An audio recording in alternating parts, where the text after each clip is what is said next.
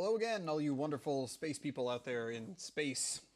I'm Zastro, and I'm here with Lazarus Telraven, and we're bringing you the 7th match of the elimination bracket day of the 10th Alliance Tournament, Exodus versus Agony Empire. And wow, do we have one completely different setup here today. What are we looking at, Laz? I have no idea. Yeah, I'm not really sure what we're looking at. Agony has 7 ships. Yeah, they have a flagship Belgorn with a shield tank team. Yeah. They have a Basilisk, 3 Gilas, Tengu, and Ferox. I have no clue what I'm looking at. Yeah, I don't know either. Meanwhile, Exodus brought almost the same setup we just saw Rota Capella bring, but they're going up against what I think is going to be a much weaker team. Yeah, I mean, you have 2 Kronos' Vindicator team, which, like we said last match, is a ton of DPS. I mean, the Gilas do have a shield resist bonus, and so the Gilas do have the shield resist bonus, so they're going to be a little more tanky. But like Ivy says, why bring 7 when you can bring 12? Yeah, I mean the lack of utility that you're going to have by only having 7 ships instead of 12. So many less mid slots, no frigates doing tackling for you. I don't know what they're thinking. I mean, we got bouncers out on the field from the Gilas. We've got cap chains going between the entire Agony team. So you have lots of cap transfers going, lots of newts going. I mean, wow. Yeah, it's different, all right. And like we knew, we were going to see experimentation, those secret pocket setups come out here in finals day. But there's one thing about having a secret setup in your pocket, and then there's another thing about bringing just like something completely random like this. And we just saw this Vindicator plow into the Belgorn, knocked about 15k out of where it was. So you get webs being applied straight to the flagship Belgorn here, and DPS being applied very quickly. And he is shield tanked, a shield tanked Belgorn. He shield tanked Belgorn. Yeah, the Basilisk. Well, he's got they got jams on him now, so ECM has just gone up across the Agony Empire team. That certainly isn't going to help. Belgorn's tanking pretty well, actually. I wonder if he has an ASB on top of being rep by the Basilisk. Yeah, it looks like one of the Kronos isn't in range yet, but the Vindicator and Kronos is on top of the Belgorn. Yeah. So, I mean, he's tanking quite well. I'm rather surprised at how well he's tanking against these battleships. Well, I don't think he's going to be able to tank a Vindicator and 2 Kronoses. That's just way too much DPS. Well, I mean, they're switching targets now to the Basilisk. They're going to get this Basilisk off the field. It does have a cap transfer bonus for the range of its cap transfers, and it does do a lot of shield reps there. That's a pretty key ship for this setup. I'm sure he's going to be ASB boosted as well as we see more damage pile up on him.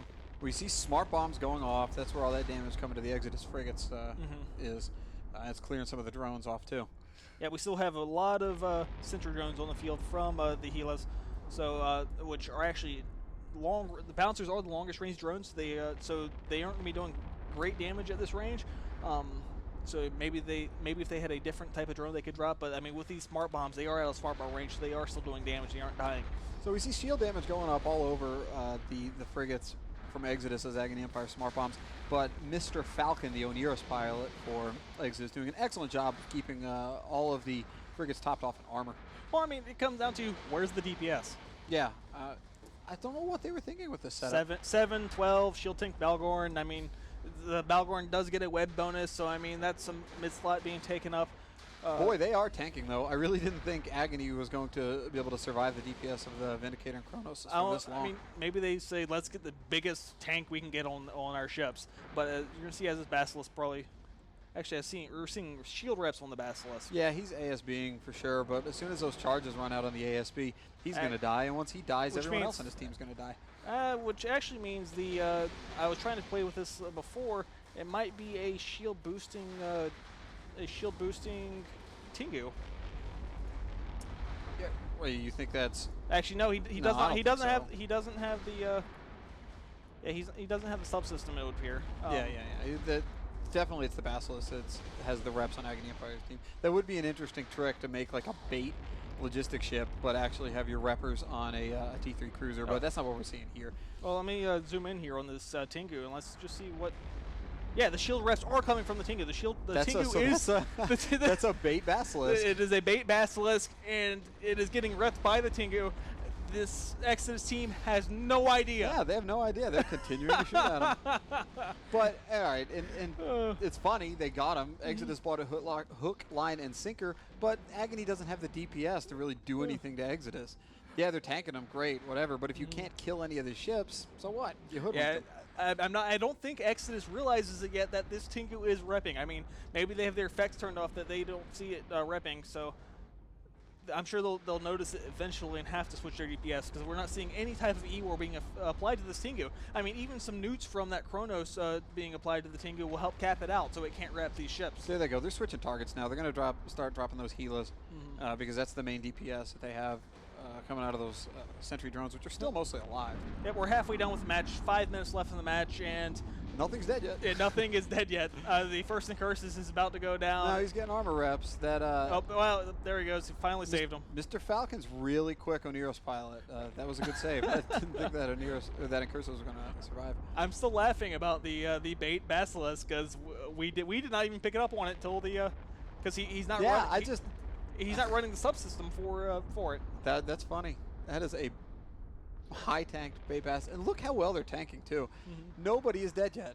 Yeah, because a trick I picked up from Rivy is to build the little Tengu in the show info window before the match starts. Wow. So what is going to happen? I actually don't even know what happens in the elimination stages if both teams tie at the end of 10 minutes. I believe it comes down to how well you did in the last opponent. In the last stage, that'll be your tiebreaker. But yeah. I believe they fought each other yesterday in yesterday's matches. Man, I'm gonna have to go look this up now.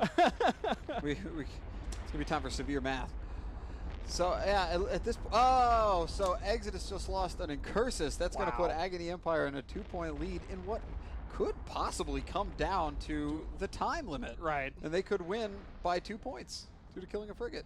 That's crazy. This match is hilarious. Who would have thought? There we all were making fun of Agony Empire's setup, but it's working like a charm. They're able to tank. I cannot believe they're able to tank the DPS of a Vindicator and 2 Cronoses sitting right on top of Mid-Optimals. What is going on here? Well, I'm sitting here playing around with show info and just trying to figure out what the amplification node looks like, and I'm not seeing. I'm not sure if it does have the amplification node or not. Maybe Rivy will get a good look at it and be able to clarify. But man, I mean, so Agony has no problem at all tanking this Exodus setup. All right, the web is finally applied to the Tengu, so maybe there it goes. They're starting to see DPS being applied to the Tengu. Yeah, they're gonna try. I guess they figured it out. Yeah, they're going for him. It took them 7 minutes to figure it out that the reps were coming from the Tengu. Yep. Oh, let's see how well that Tengu can tank. He's obviously got an ASB of his own. He's repping up pretty good.